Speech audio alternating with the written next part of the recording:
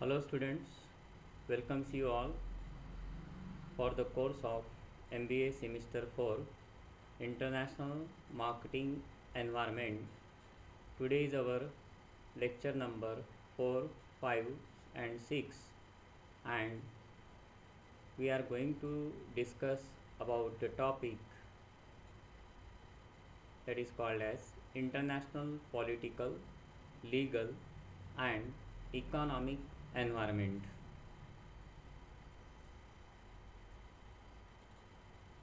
So, the primary objective of our today's session is help to understand the difference between primarily international political, legal and economic environment. So the contents of our today's session are international marketing environment, international marketing and political environment, political risk, international marketing and legal environment, international marketing and economic environment, and lastly international economic institutions, or in general we will call them as international institutions. So we are going to start our discussion using the international marketing environment. As we are familiar with the international marketing, these international marketing activities are also affected by both the internal as well as external factors. Primarily the external factors, and these external factors would be generally called as international marketing environment. So when we are talking about its internal factor, here firm level decision making activities with respect to product price, place, promotion, okay, that will be considered.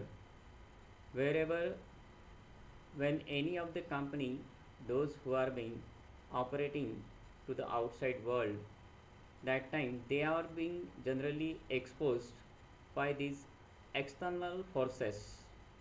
So here we came to know about socio political, cultural, legal, economic, natural, technological forces, okay, and all these forces sometimes acting together or isolatedly, they will be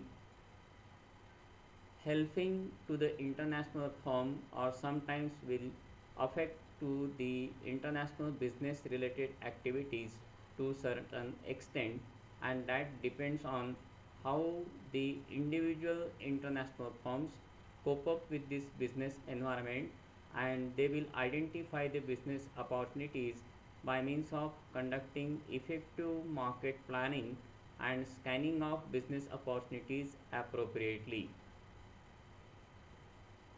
So, in our syllabus, primarily here we are talking about the political and legal environment as well as the economic environment, okay, and to certain extent it should be discussed with some other factors in this today's session. So, first of all, we are talking about the political environment. Political environment primarily governed by the role of government within the particular country. We are talking about the host country to which the individual company, those who are looking to conduct any international business activity in the with these countries. So primarily what forms of business environment within the host country, that should be primarily governed by what form of political structure has been there within that particular country. So does that particular country gives rise to an opportunity for the international trade by means of using free and fair competition, or deciding an economic directions of the country that gives rise to the development, the economic development or economic growth of that particular country. Everything depends here on the role of government within that particular nation.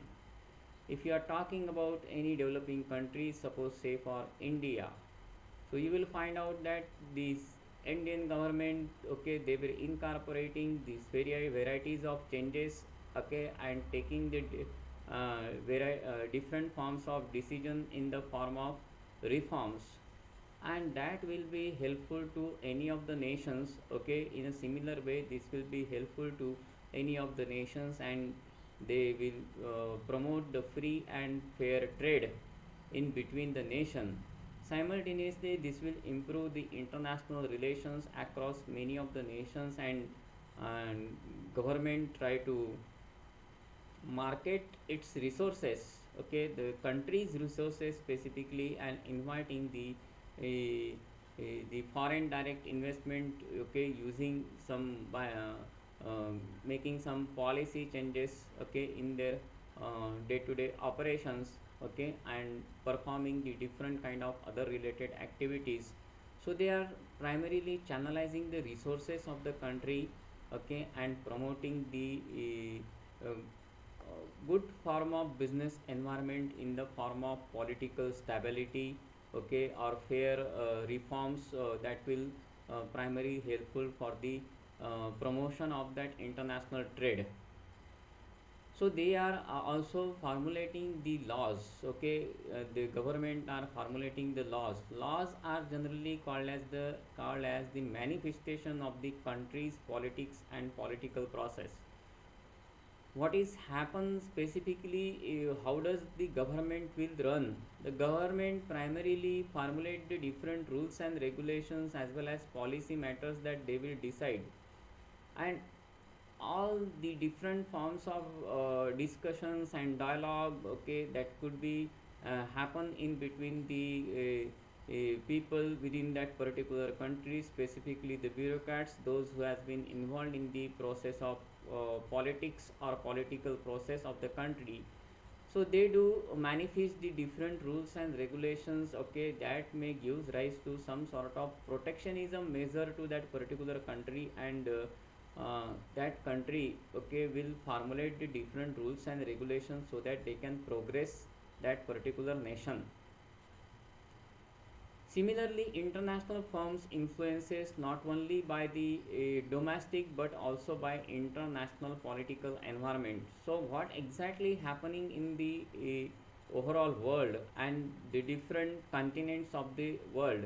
Okay, so that also has been one of the important factor wherever international firms are being concentrating from time to time.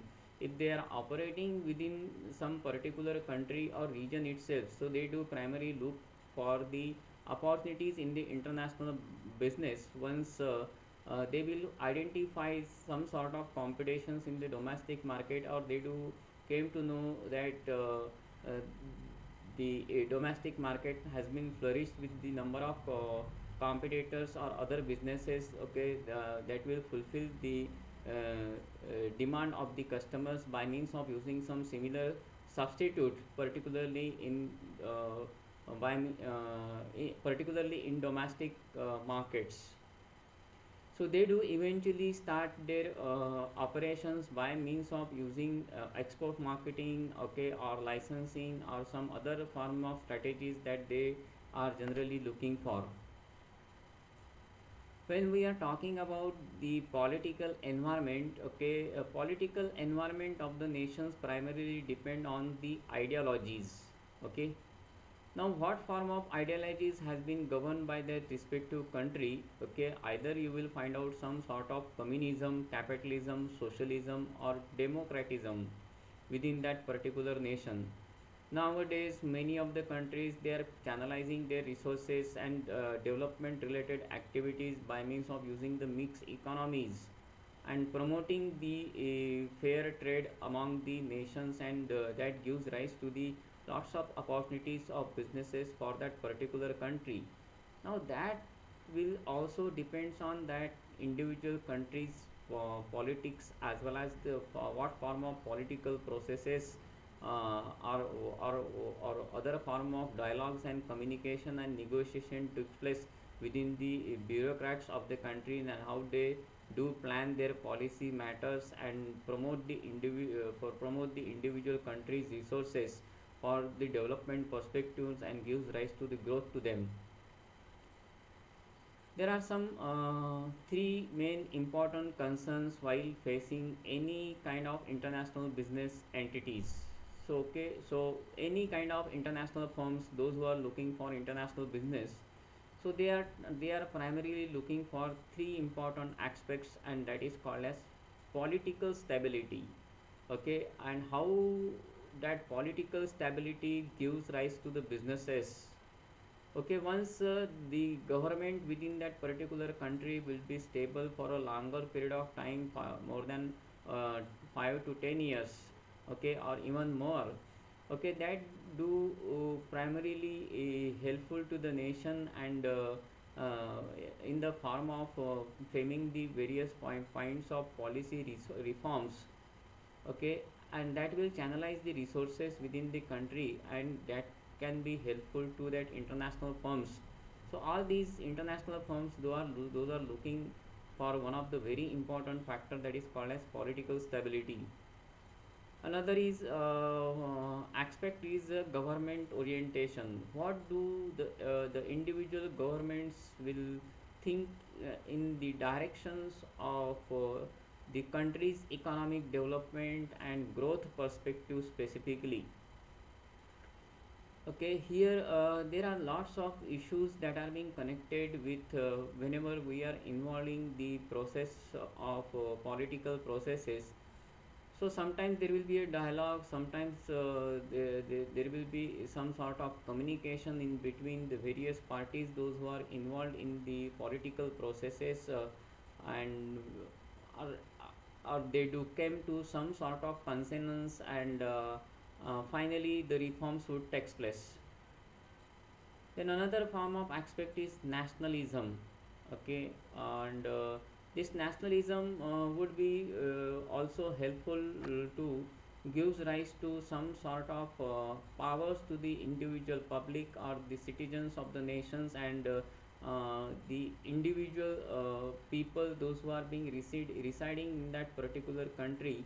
So these people, those who are being residing within that particular country, they do primarily contributing their efforts, and in the form of human capital formations, and they will work for the development of the country and contributing their efforts towards the economic growth and development, okay, perspective. So whenever the persons will believe, okay, or citizens will believe in this sense, okay, that will be quite helpful to the government as well as uh, the the international firms, those who are being looking for some sort of international business activities within that particular nation. Another form of political related aspects that should be considered with the political structure. Now, that political structure of the nation generally gives rise by means of using some sort of constitution within the country, and how that constitution has passed the rights, okay, to the individual public as well as the bureaucrats, those who are involved in the process of formulation of rules and regulations within that particular country. So we do identify there are political institutions, okay, those who are having some sort of interest. So okay, say for example, national interest, okay, as well as power, ideologies, and sovereignty. So when do they will contribute in this way, okay, that gives rise to some sort of solidarity, as well as they do promote their individual form of ideologies within the particular country by means of implementing some new plans and policies, okay, and they do also concentrating on channelization of the resources by implementing their plans and policies in some particular aspects.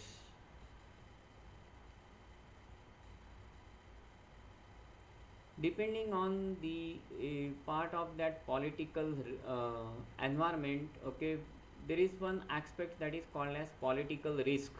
Okay, so when any particular firm, those who are looking for the international business related activities, so they do identify what form of political risk has been involved, okay, in the process of international trade.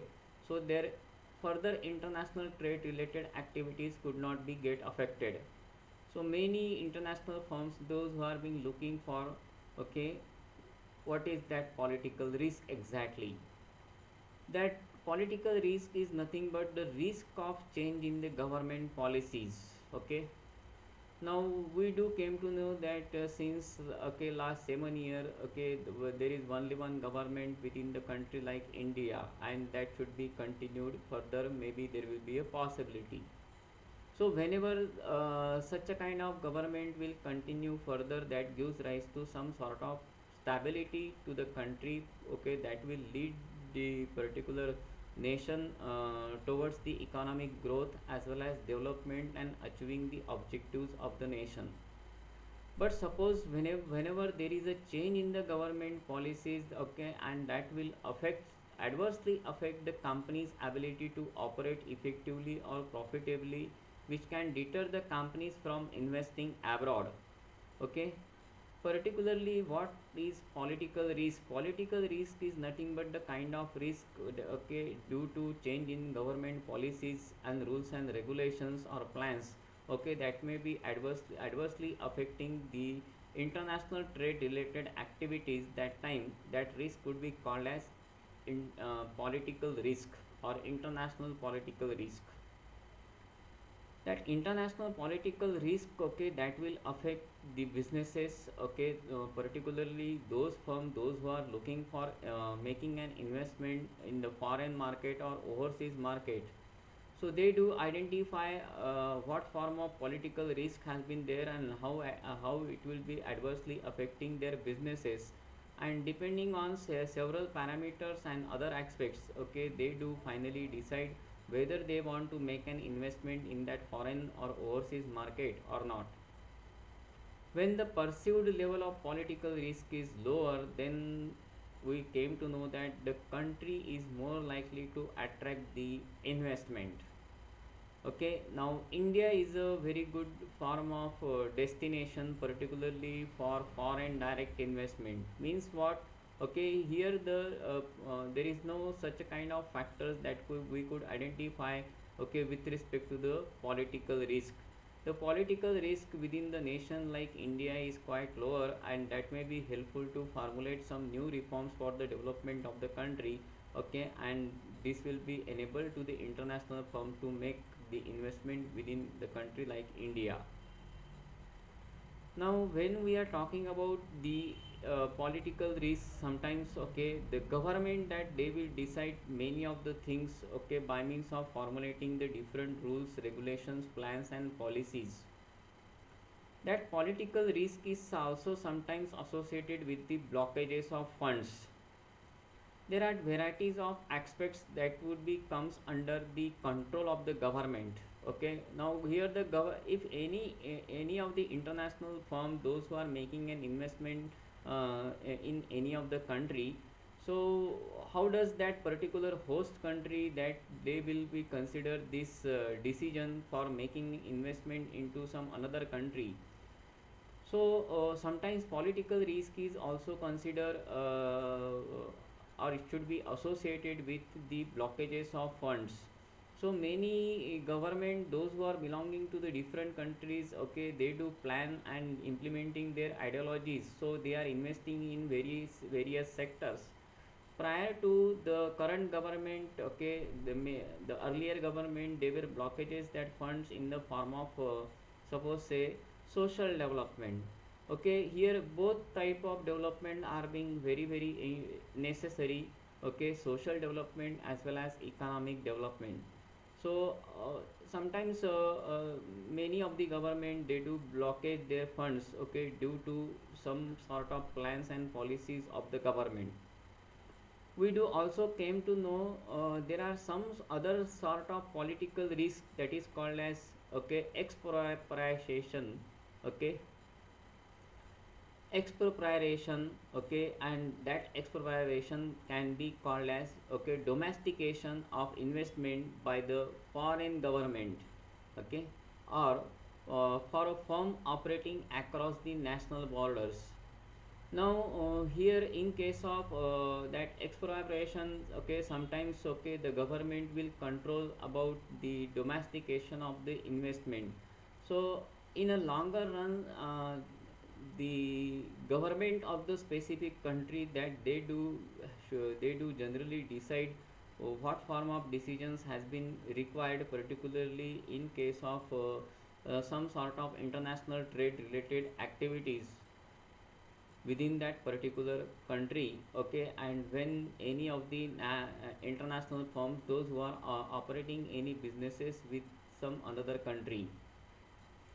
Other forms of political risk are also called as taxes, dilution of equity control, okay. Here the government, okay, they will formulate their strategy and lose their equity. Currently the government foreign exchange resource has been improved very well, but it doesn't mean that prior government, okay, that they will not work in these directions, okay, and they do dilute the economies of the country, okay. So every each and every government they are also conducting their marketing related activities across the nations, and they do invite the foreign direct investment within the country.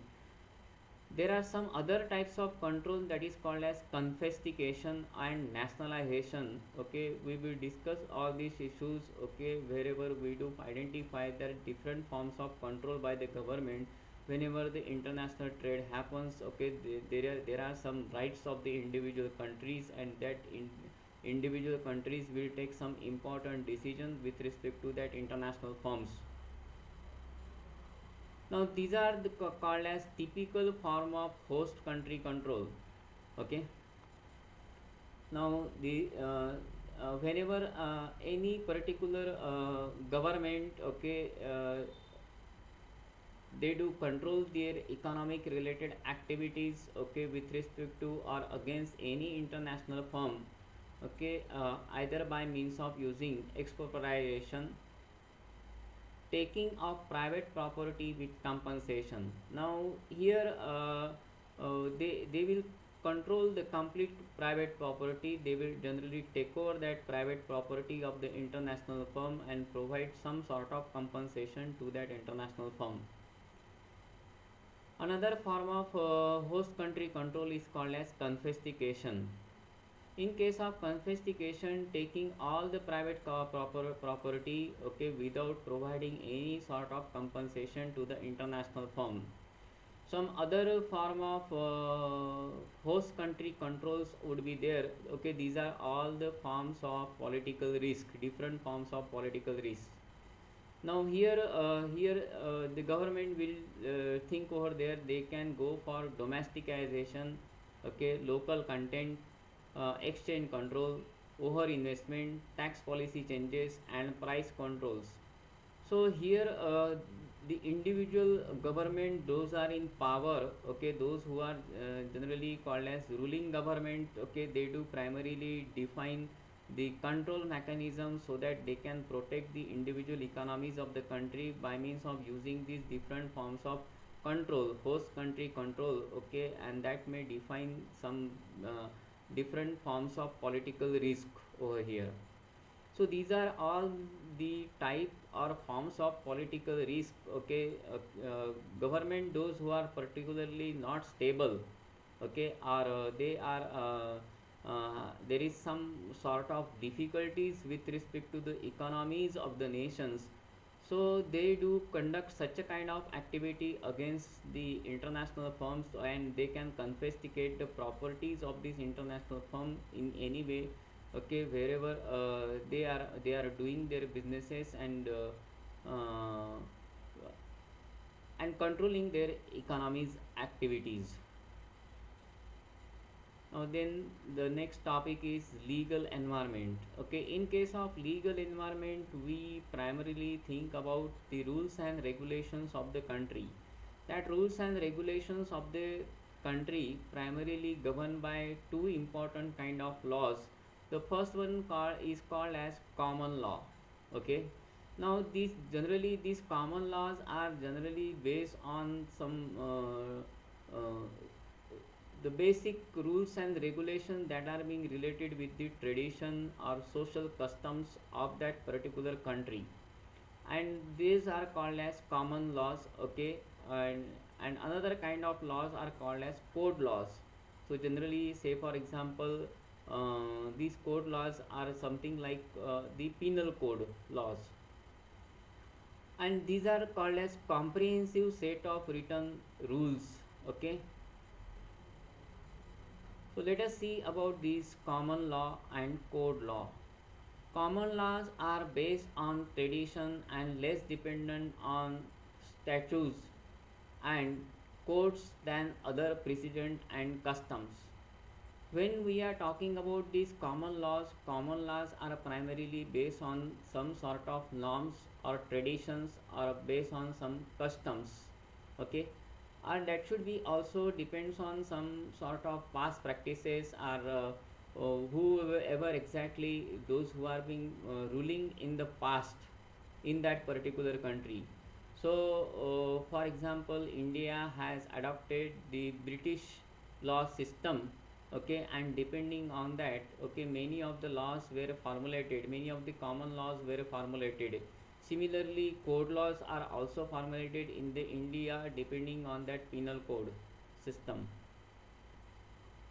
Now, when we are talking about this common law are mostly known to the individual public, and those are being residing in that particular nations. Okay, and these common laws are generally made available through the education. Code laws primarily they are called as comprehensive set of written statutes, okay, that spell out legal rules explicitly. So when we are talking about, okay, the rules and regulations, primarily this form of rules and regulation that will gives rise to the legal status to the individual country. Okay, and here also some sort of constitution and other related penal code systems with respect to that particular code laws has been written in the form of acts and amendments. This form of code laws, okay, that will gives rise to some sort of legal status to the country, and we will be called as a legal system of written rules that encompasses all the eventualities. So how to handle whatever form of situation we by means of using that code laws which has been mentioned, okay, in the in the law books specifically with respect to that particular country. So here the government, those who are in power, they do primarily plan their activities by means of enactment of various rules and regulations, and on the basis of that common law and code law. And finally, it should be made available for the general purposes. There are some other form of laws, okay, that should be also gives rise to some sort of legal status with respect to the country, and these are called as anti-dumping laws. Okay, laws which prohibit below cost sales of imported goods in local market.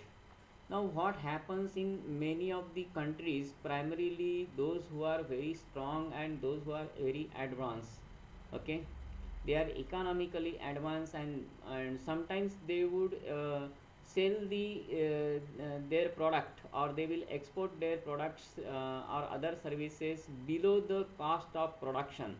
Okay, below the cost of production. So in that case, for what happen, okay, that is whenever any company, okay, that they will export, uh, to any other particular nations below the cost of production within that particular country, that time it is called as dumping.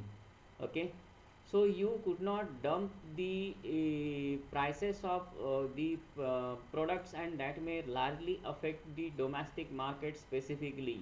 And that's why many of the countries, okay, that they were formulated some rules and regulations with respect to that dumping. And against the dumping, okay, that is called as anti-dumping laws are there, and these anti-dumping laws can prohibited the below cost sales of imported goods in local market.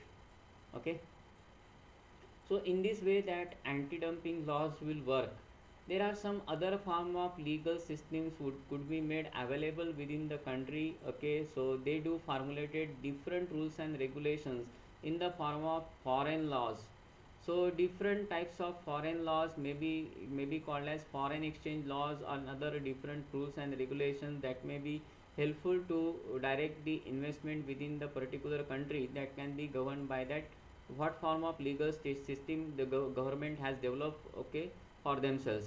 Home or host country laws, say for example immigration laws and other forms of laws would be there, okay, or other sort of regulations, okay, that is called as antitrust policies. That antitrust policies can be also this form of provision has been made by means of using the WTO and some other international laws, okay, and other treaties, okay, the government and other many of the countries come together and formulate some sort of rules and regulations for the promotion, not only for the promotion of international trade, okay, this will be also helpful to for to govern some international peace and other good form of relation across many of the countries. Economic environment. While talking about the economic environment, many of the important factors that would comes in mind. First of all, we are talking about that economic development, income, expenditure pattern, and what form of infrastructure that could be made available within the particular country. So these are primarily called as the economic indicators. Each and every government are being focusing on to enhance their economic development related activities by means of using the different forms of reforms. And they are constructing and reconstructing again and again, particularly for the development of the nation by means of formulating different rules and regulations and promoting the economic growth and development across the nation. Here we are looking for the global market environment. We need to think about in this sense wherever how does we can serve across the nation.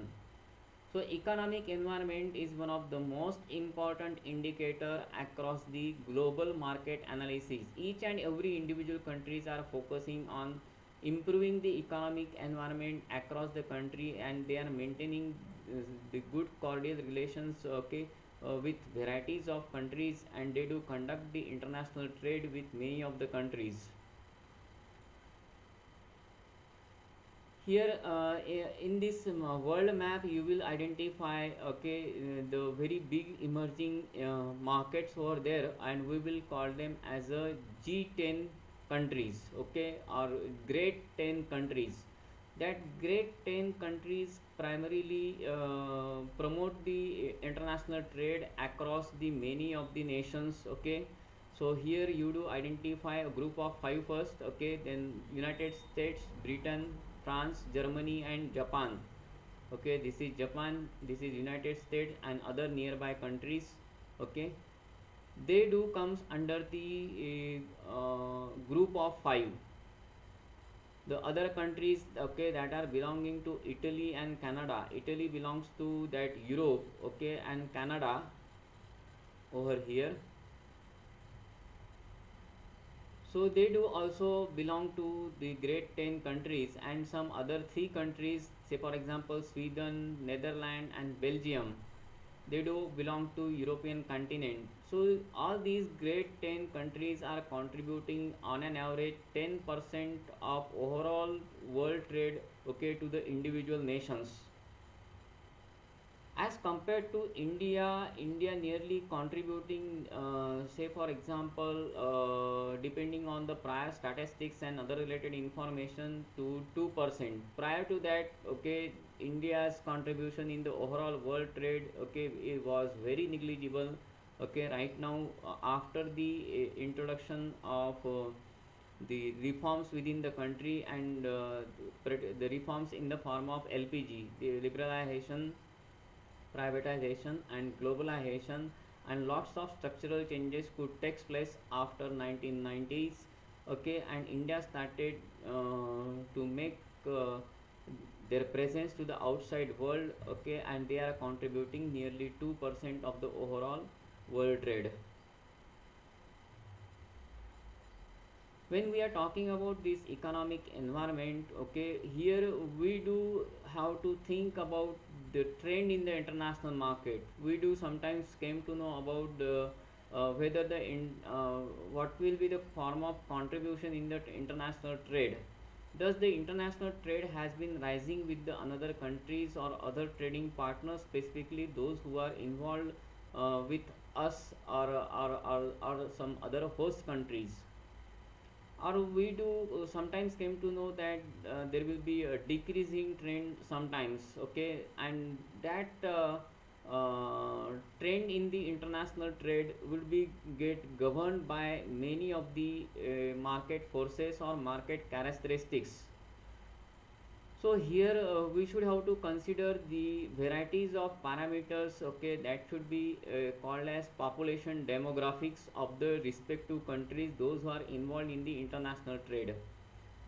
Say for example, age distribution and life expectancies of the public, those who are living in that particular countries, household sizes and urbanization processes.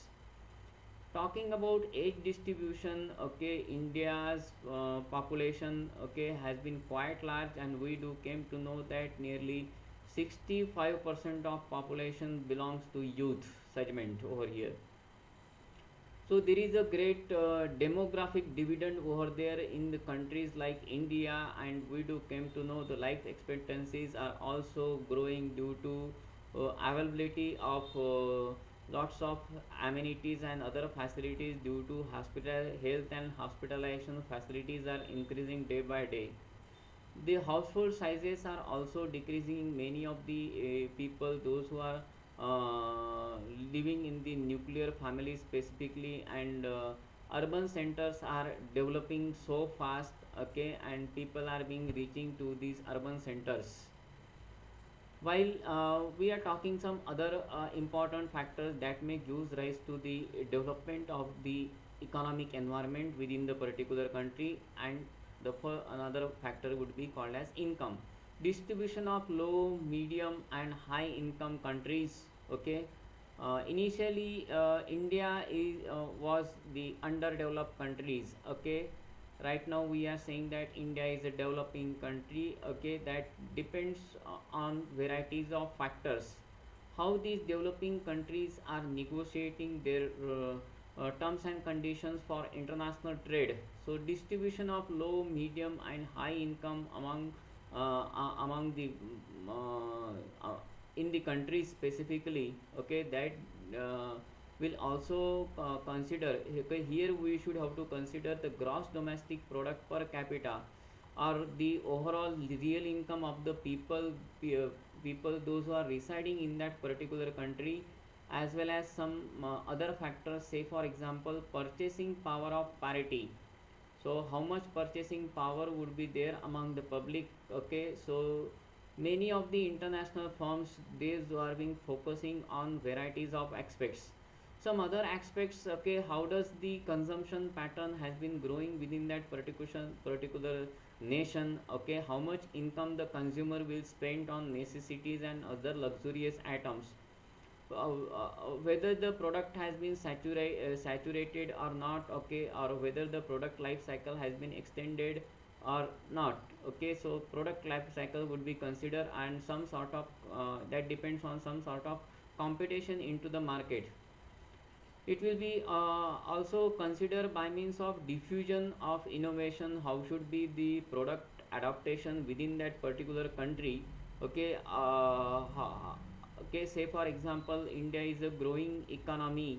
Okay, and where do we came to know that the disposable income of the people has been increasing day by day.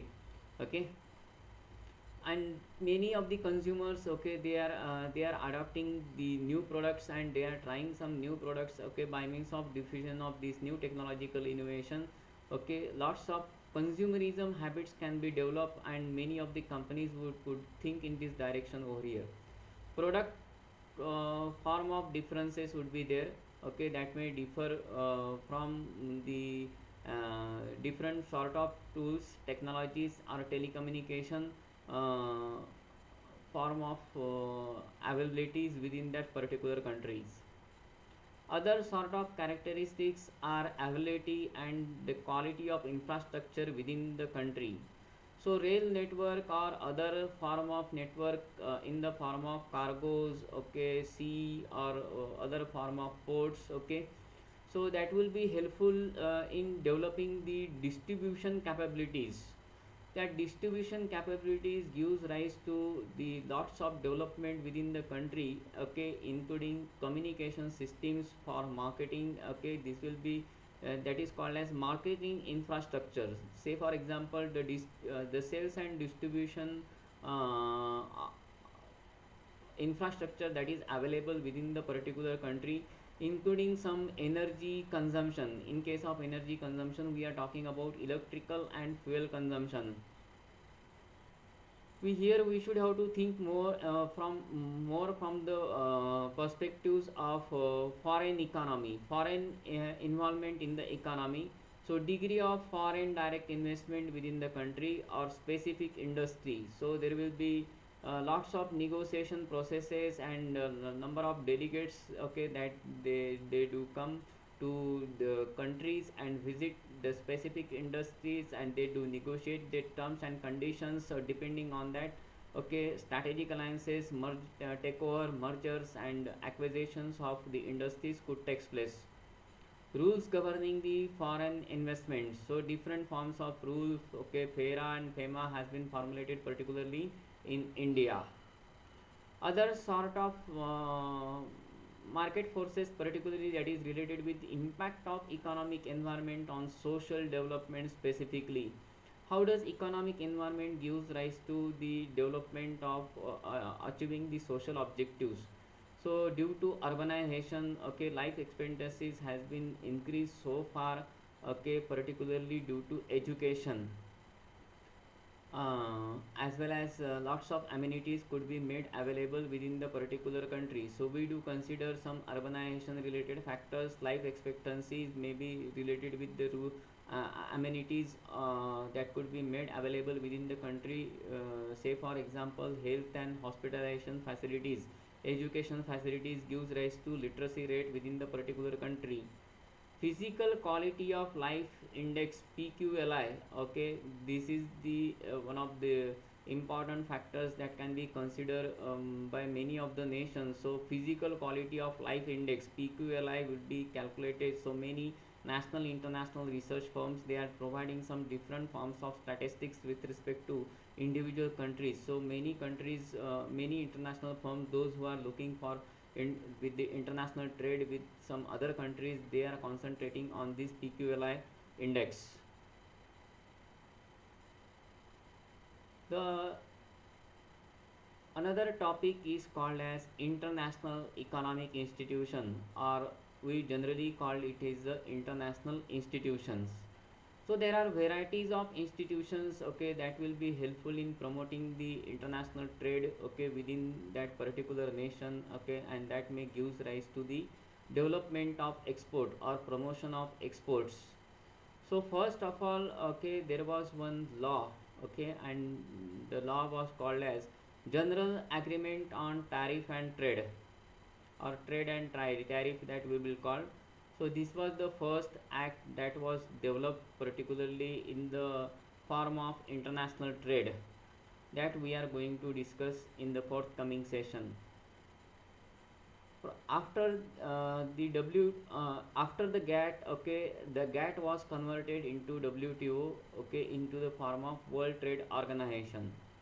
The another international institution is called as UNCTAD, and that UNCTAD means United Nations Conference on Trade and Development. Another kind of international organization that is called as International Monetary Fund Organization, the World Bank, and the Exim Bank. These are all the international economic institutions or international institutions that may promote the international trade across many of the nations. We do discuss all these international institutions or these international organizations in the forthcoming session. So that's all about our today's session. Thank you very much. Goodbye.